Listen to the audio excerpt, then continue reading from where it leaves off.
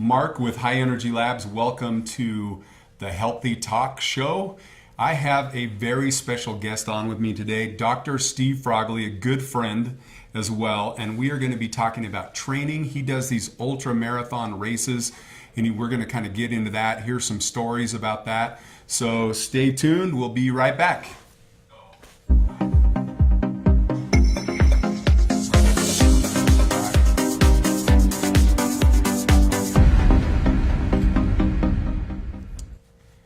Welcome back. Let's just get right into it, Steve. Me and Steve have become very close lately because Dr. Steve Frogley is also my chiropractor, and I injured my back like over a year ago, and I really go in for the free hugs. They're romantic. Yeah, exactly, the bromance. So we've kind of developed this bromance over the last year of me going and seeing him, but he is an amazing chiropractor as well as like a good friend, and I wanted him to be on the show because he has some amazing stories for you guys. So Steve does this, like you do marathons as well too. You've done those in the past. I've done a number. Yeah. So marathons, and what's the longest race that you've done? 100 milers. 100 miler. Where was that one? In the longest one that actually clocked out, because when you say 100 miler to an ultramarathoner, it Sure. could be anywhere from 99.5 to 112 or 115 Right. miles. So Ouray, Colorado, the San Juan Mountains of Colorado, that one was about 108. So I was curious how you go about preparing for something like that. Run. Like how many miles? What was your interest? Like what got you started into this? And tell us a little bit about like the process, because to me, I just go, dude, that's crazy. You know, probably the longest I've run like a race is like a 5K. Sure. And I have a son, Christian. Hey, Chris, that loves to run, and he's like, matter of fact, you teach over at the college as well. I used to. And yeah. he had one of your classes, and he was like fascinated by you doing those ultra marathons because you told some stories to him, and he's like, I'm going to go do one. I'm going to do a 100 miler. Nice. And I'm like, nice. Well, you might want to start with the marathon first, because he's done like 5Ks. He did the Spartan race, the long format one. The Beast, yeah. Yeah, so he did that one, and he blazed through it. The Wasatch Back, all those like smaller races. Ragnars and whatnot. So he's like, I'm going to do this. I'm going to do a marathon, then I'm going to do a 50. So actually, right now he's diving. He's going to skip the marathon and go right for the 50. Okay. And so there's one that's like in Death Valley or something that he like wants to do that one, and I'm like, okay, start running. So he's been running like 7 to 12 miles a day, like getting up to that. What's your process in preparing for like one of these ultras? Well, there's a lot to it. I kind of discredited it as far as like the technicality of some of the training when I was first getting into it. And you can jump in and run. Anybody can run, and running, in all honesty, that's the draw, especially of ultra running. Is it's simple. You can go out, you pair of shoes. You're no fancy bike, no triathlon gear, no wetsuit, You don't have to put bandages on your nipples. You can. I've had a few experiences with that one in the rain. Really? But, with chafing and whatnot. But a lot of people will hear 100 miler or ultra marathon and they go, that's nuts. Well, we're not running typically at the pace, and some of these guys can, but typically you're not running at the pace of a marathon where you're just above conversation pace and trying to set a personal record each time.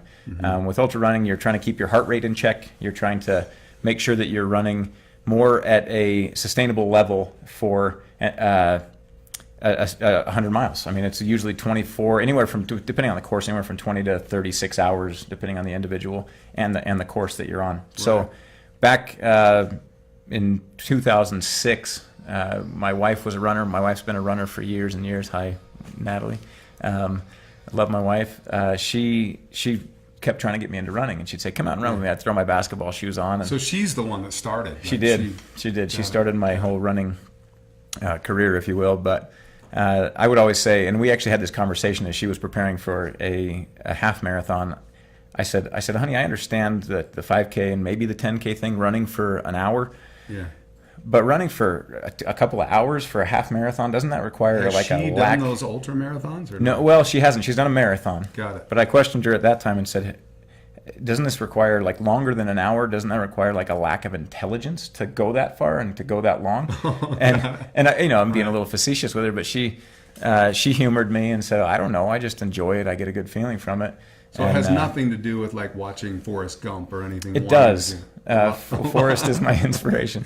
No, but she kind of got me into it. We did a 7-mile race together. After the 7-mile race, of course, all your friends are like, well, how fast did you go? How fast did you go? And I'm like, I ran it with my wife. I wasn't racing it. And then everybody, kind of gods you on and says, can you go faster? So then you became more competitive. A little more competitive. Signed up for a marathon the following spring.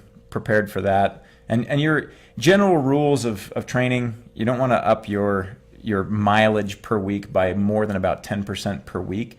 Yeah. So you kind of gauge out, and you want to add mileage to your weekly distance by about 10% per week, so you don't deal with overuse injuries. And so if someone was starting out, say they go, okay, I want to do a marathon, what would they begin with? I guess as far as working up to that, how much should they be running a day? How many miles to work up to doing a marathon?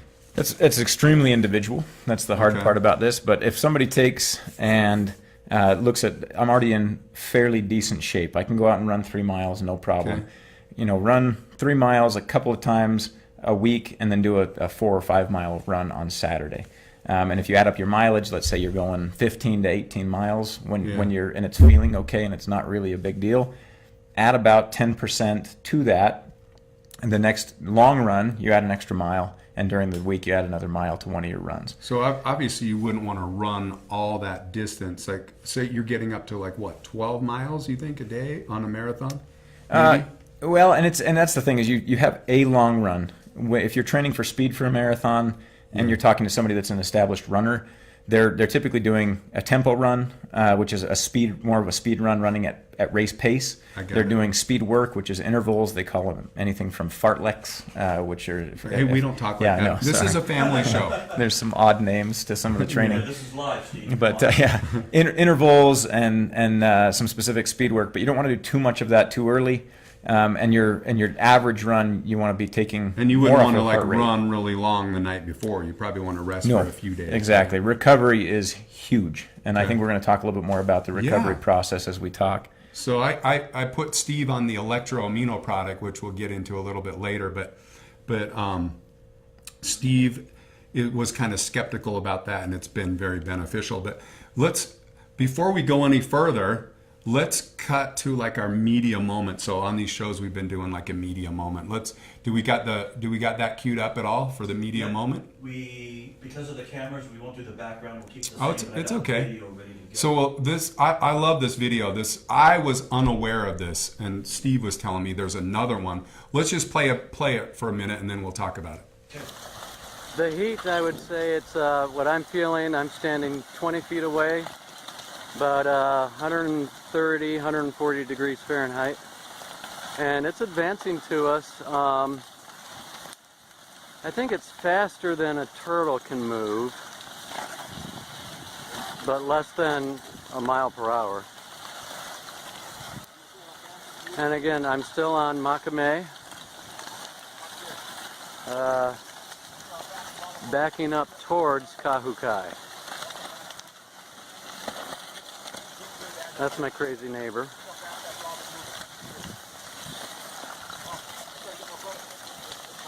Get away! Don't get so close. Would you get away from there? I gotta stop. I thought you were smart. Come on. I was smart. Wow. I gotta go. Lava's coming fast. Let me tell you about So that guy is not too smart, I guess. He's probably a smart guy, but I was unaware of this going on. I heard about this volcano, but I didn't know the extent of it. And you and I were talking earlier about the clip. You guys got to Google this one too. There's another one where a Mustang is time lapse and it gets consumed by the volcano, and it's crazy, it just consumes this whole Mustang. Stu was showing me that one earlier as well. So pretty incredible. But what brought this up, I was just like looking for media moments for the show today, and I came across this, and I had no idea to the extent of how big this thing was, and what was going on. And the guy's talking about like the speed of a turtle, and so that kind of got me thinking about the racing and all that. Not that you go the speed of a turtle. I got it. Yeah. I got it. That's me. I'm like the speed of a turtle. I mean, I can barely run right now still, but you've been doing wonders for my back. So if anyone has any issues or is in need of chiropractic care or anything, we'll get a little bit into that as well. But Dr. Steve Frogley is amazing, like one of the best doctors up there in Heber, Wasatch area. So feel free to look him up. We'll have a number, an address, and everything at the end of the show. But going back to the running, we were talking about like this event, and Steve had sent me this little clip. Pull up that first image there that we have. Yeah. So this was in the Salt Lake Tribune, and it was talking about this ultra, marathon 100-mile endurance race. And you mentioned that you had some friends there. You can come back to us too, but I had been out there. If anyone's never been out to the Salt Flats, the Bonneville Salt Flats, it's kind of an amazing place. It's very ethereal. We got a photo right here. Here's another shot. I was out there with my family last fall on our way to California, and we stopped by. This is us at the Salt Flats. It's very white. It changes at different times of the year. And this race, when was that race that took place? You can come back. It was this last Friday and Saturday. Saturday. Yeah. And you mentioned you had some friends that run this thing, and I was like, holy cow, running on the Salt Flats, not only is it very hot, it's very white, it reflects all the UV rays, and I thought they were just like running on the salt, flat parts of it, and I looked into it, and I saw this story. We have like a little clip we'll cue up in a minute, but that clip, basically there's one section, one leg of this thing that goes from like, it climbs up over 1,000 vertical feet in like 3 miles or something like that. You're going up 1,000 feet, which I thought was kind of crazy as well. So let's just play that little clip, and then you can tell a little bit more about this as well. Would you guys like the volume on so you can narrate? No, you just play it. Yeah. I will be the watchman on your wall.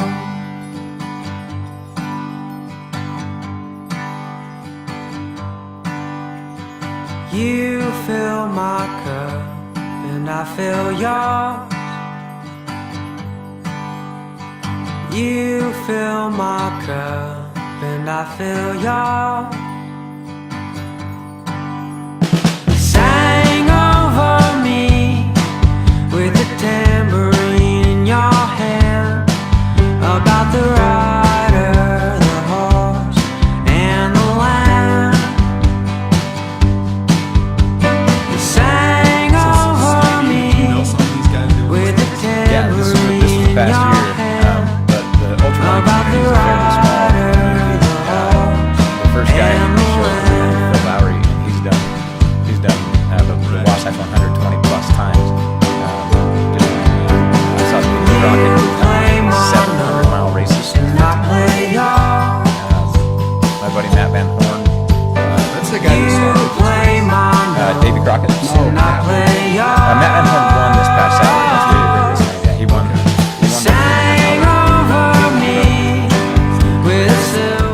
And actually, last year, one of my good friends that's up in Midway, Kerry Collings, ran the Salt Flats 100, and he's 60. I think he was 68 years old when he finished. Really? 68 years old, 100 miles. So yeah, that looks like a pretty intense race. I can't even imagine. I would love to be in that type of condition to get there, but I have no desire to run those like super long races and beat and kill myself over it. But I know there's a lot of people that just love that. And it's also, very healthy. It's a religious experience. I mean, you go that long, and your body does some interesting things. We were talking another time, like about that 100-mile one that you did in Colorado, and you were telling me it was not only like a religious, but you became very emotional, even talking about it, and like would almost break down and cry at times just because of reliving that experience. First you call me a turtle, then you tell me I'm Then I tell a you baby. you're like a big baby. And I am. No, you're not. So I love Steve, and so I really appreciate you being on the show today. But Mark, so we got a message for Steve. we got some messages. Awesome. Let's see. Hey, Steve. Daryl. Looking good. Thanks, Awesome. Daryl. That's Daryl? a good athlete right there, too. Awesome. Did he do this last race? No, he's actually a big mountain biker. Oh, really? Good runner. Was that the guy you got hooked you up with the mountain bike? No, that was Doug Dalton. But Okay. no, this Daryl actually has worked up at Redmond, up in Heber. Okay. And, great guy. He's with the Redmond.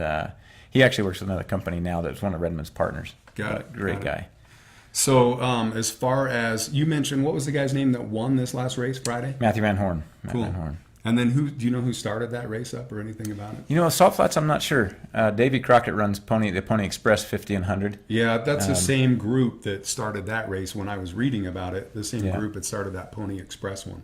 Yeah, it's a small community. There's Ultra Adventures was started by a guy named Matt Gunn, and he had a series of 100 milers. I ran the Bryce 100 that he was directing back in 2000. Right. I want to say 15. But yeah, there's some really great race directors out there. They take care of their runners. They make sure that the supplies are out there proper, that people are recovering as they're going. That's a big part of the run is learning how to fuel while you're still moving. Got it.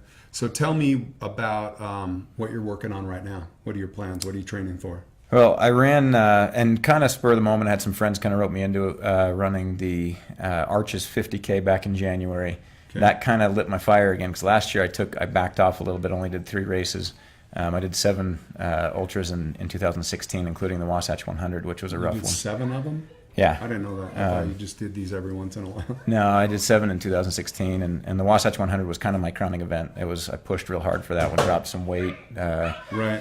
And so this summer I'm thinking about hopping into a couple other races, but I'm pacing the Ute 100 with a guy named Jason Blickenstaff that owns Blickenstaff's over here in Orem.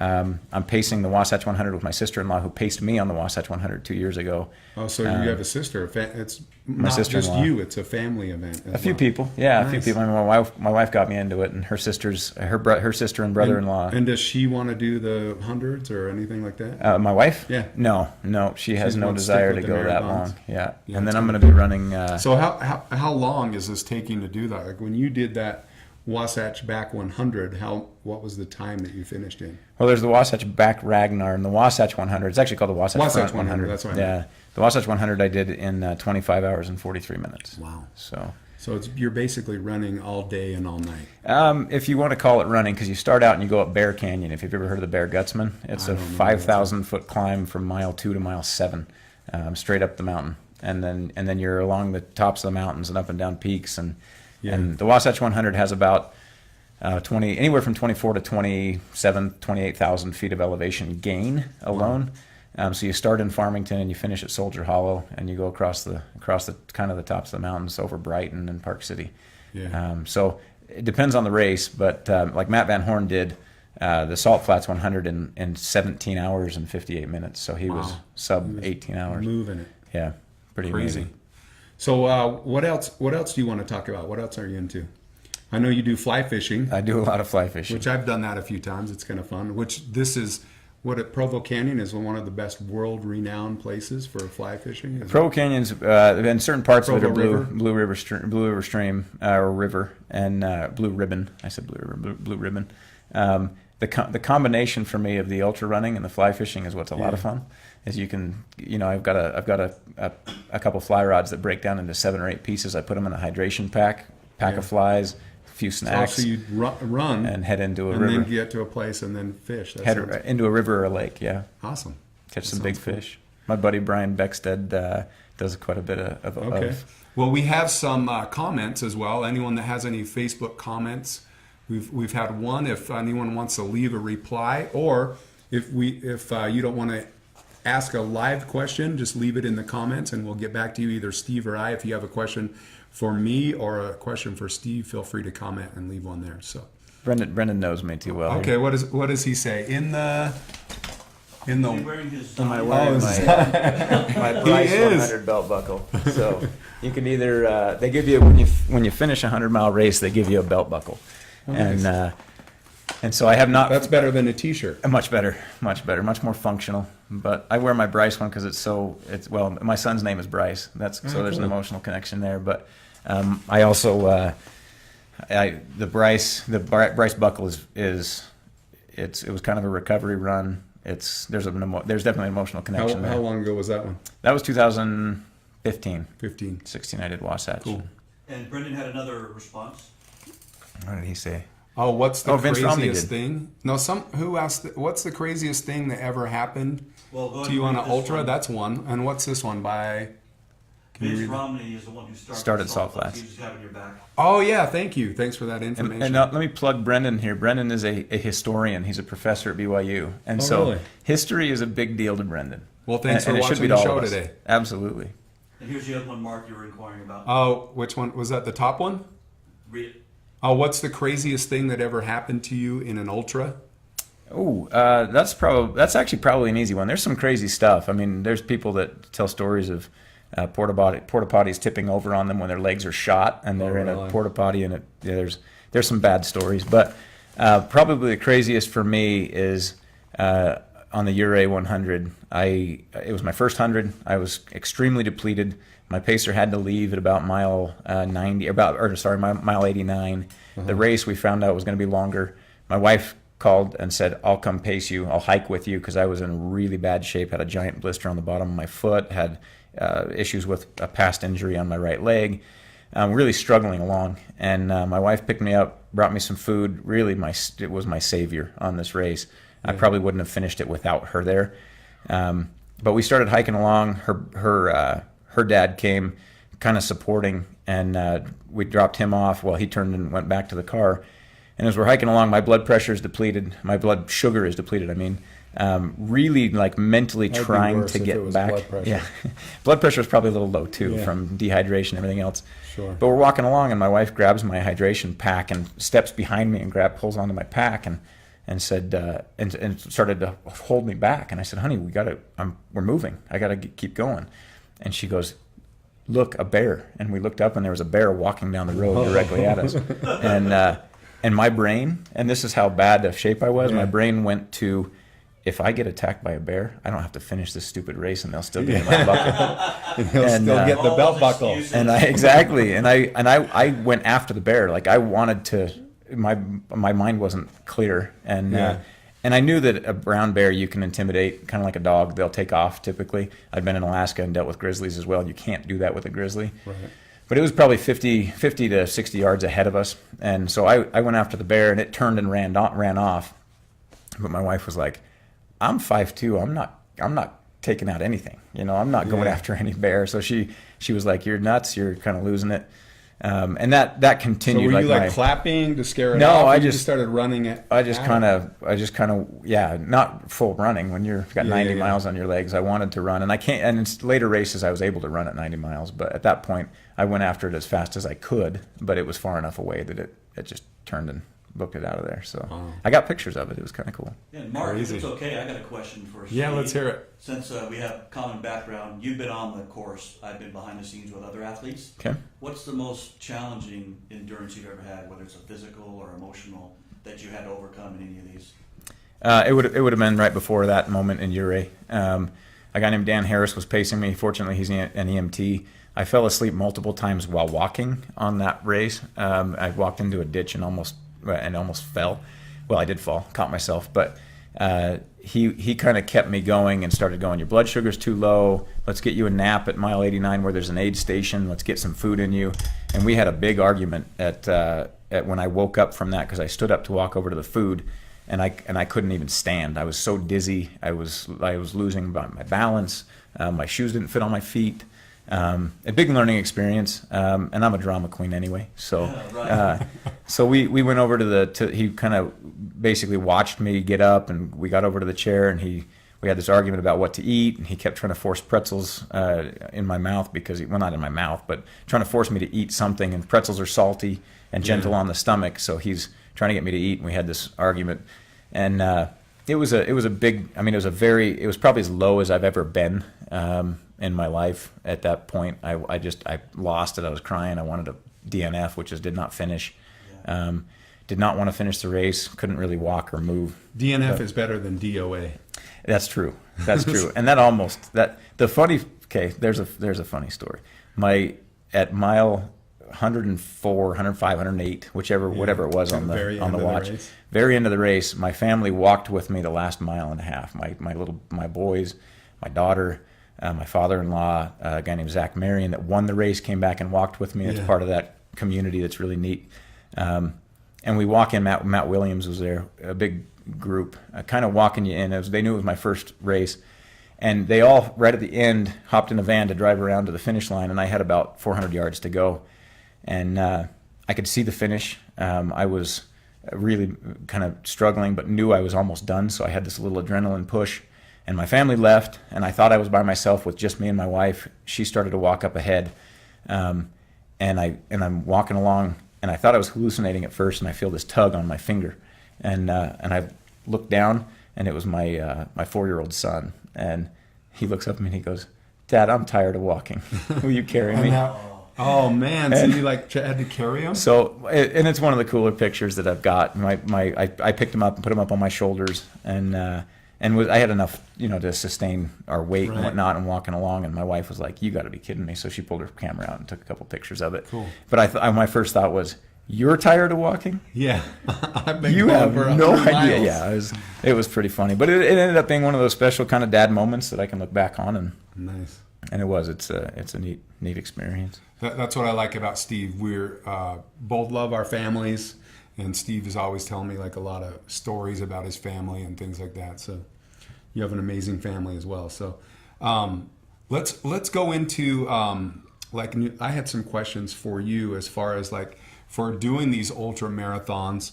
What's the process as far as like health and nutrition goes? Okay. As far as like, what are you doing? What's your diet consisting of? Are you like carb loading at the end of this, prior to the race? Tell us a little bit about that process. There's a ton of science behind all of that. And a lot of the elite guys now have gone ketogenic. If you look at a guy named Michael McKnight out of Logan, he just won the Zion 100.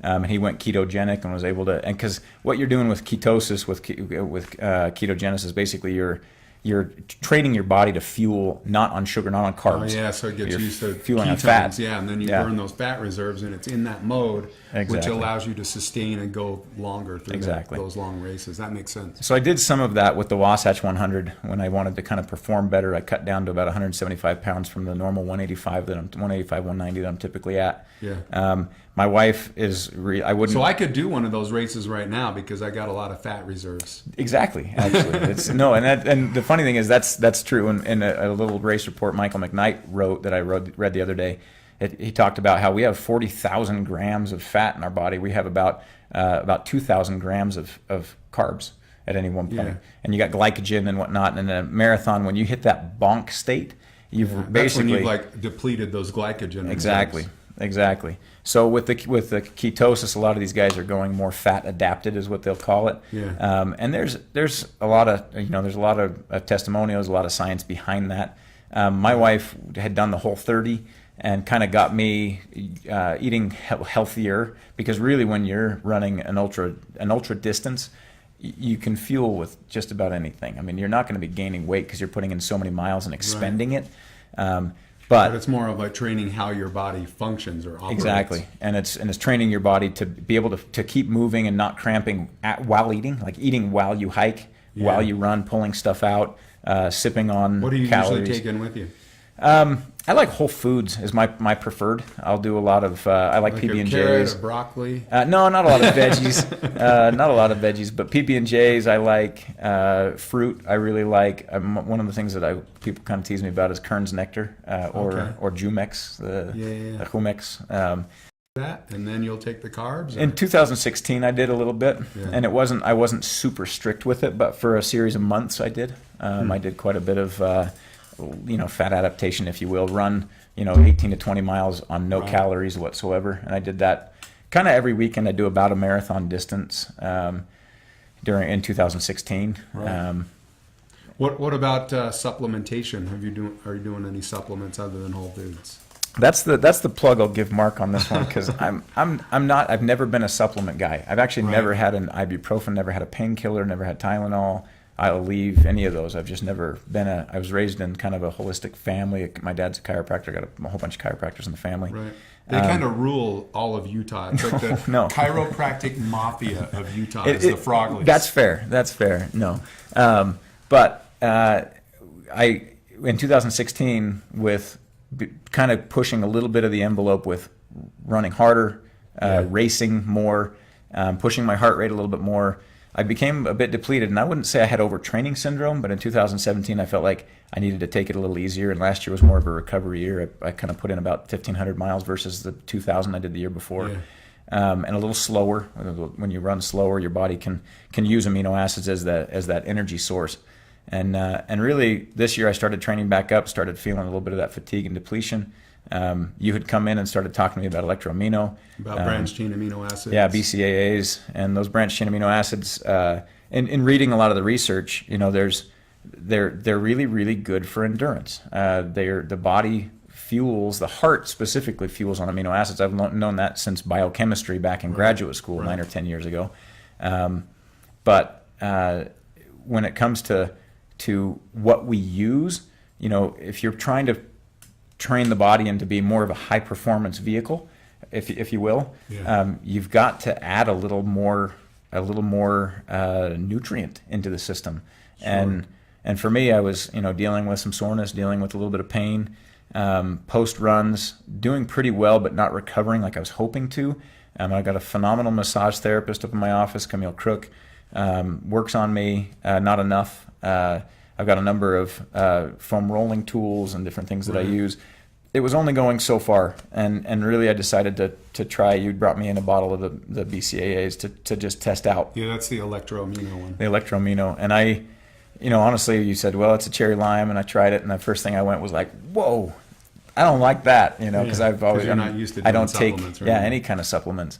And I asked my partner in it he was a bodybuilder, Dr. Carpenter, and he says, have you tried BCAAs before? Because that one's actually really good for a BCAA supplement. Plus it's stevia. Stevia, there's no sweetened, sugar as well. So low calorie, but it gets you no artificial colors, ingredients, any of that stuff. Yeah. So I tried it, and really, it surprised me to a point where I put down a 60-mile training week without any problem. Do you want me to smile and hold it? There you go. we happen to have a bottle here, so I thought I'd throw it up. Up there. I do like that new packaging. Green. Yeah, that packaging's pretty cool. But anyways, BCAAs are really good for recovery. They're good for restoration. They give them to burn patients. So that's where you're seeing the effect there. Well, I just read an article actually just the other day after you'd asked me to come talk here. I'm like, I want to see if I can find any more research stuff. Yeah. And one of the articles talked specifically about during endurance sports. Because your body uses them right away. Yeah, exactly. It doesn't have to convert them. Exactly. So it uses them as fuel, and uses them as energy, and also the electrolytes in that product would be really good for endurance racing as well. Absolutely. And electrolytes are, as everybody knows, vital when you're trying to extend the time frame in which you're exerting. Yeah. So awesome. We got some more comments on social media. What do we got? Who's our next one? Well, we got a Matt Van Horn on here. Matt, talk about how you keep your hair looking so good during an ultra. That was for you. Geez. Hey, Van Horn. That's you see his next comment was, "Hey, Steve." Yeah. We got a little Boston accent thing going. And hey, Brian O'Neill. Thanks for tuning in. I like it. Yes, he's saying hi to Mark because Mark is the man. No, I get made fun of for having perma hair. Oh yeah, because my hair doesn't. Put a lot of hairspray in. No, it just doesn't move. This is my hair. Because it's so short. It doesn't. Yeah, and this is long. I need a haircut. My wife's a beautician, so she'll be cutting it soon. Well, if we don't have any other comments, let's wrap it up here. So basically, what I wanted to do is there's another product that Dr. Frogley pushes to his patients as well for joint health. We've talked about that on the previous shows. It's the Multiflex. And also the electroamino is the one that we were talking about today. Good for bodybuilders, good for people that are training, good for everyday energy. It's kind of, BCAAs are very vital, and electrolytes are vital for any type of activity that you're involved in. But we want to do a special for Mother's Day. We got Mother's Day coming up this Sunday. Thanks for everyone for tuning and watching. So our discount code that we're doing is MOM, and that'll give you 25% off the entire line of High Energy Labs products if you go to highenergylabs.com. Wanted to throw that out there for people. And then I want, as a plug for Wasatch Chiropractic, I wanted to pull that up there if anyone is in need of chiropractic care. It's actually not on Main Street anymore. What's the Correct. address, Steve? So we moved a few months ago, and this is my old logo that I had on my phone. But it's 758 West, 100 South. But the number's still good. People can call the number. They can go to the website. The right? phone number is the same, and the website, you can either type in wasatchchiropractic.com or drfrogley.com, all spelled out. So DOCTOR. Perfect. Well, I really appreciate you being on the show. Thanks I for love having the me. stories. I love everything that you were talking about. And I don't know what we're going to cover and talk about next week, but it will be health related. It will be interesting. I can't guarantee that we will have a guest as awesome as Dr. Steve Frogley today. But thanks for tuning in. Thanks for watching. If you have any additional comments, leave them in the comments below.